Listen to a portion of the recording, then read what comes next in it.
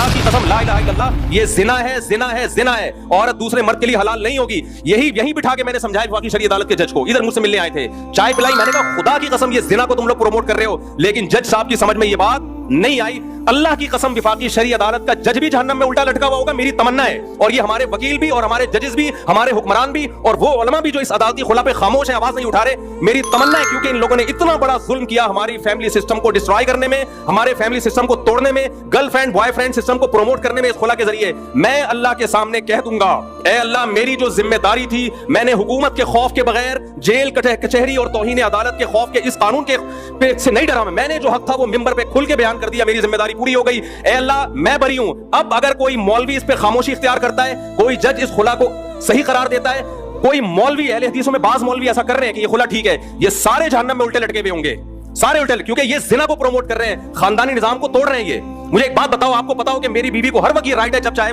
अदालत से खुला ले ले, आदमी उसको बीवी क्यों बनाएगा? फिर वो बीवी किस बात की है? गर्लफ्रेंड और बीवी में फर्क क्या रह गया? फिर गर्लफ्रेंड को भी ये राइट है, जब चाहे छोड़ के चली जाए। बीवी के पास भी कोर्ट ने ये राइट दे दी है, जब चाहे कोर्ट से खुला लेके चली जाए। अबे तो गर्लफ्रेंड ही रख लेता, इससे बेहतर नहीं था क्या?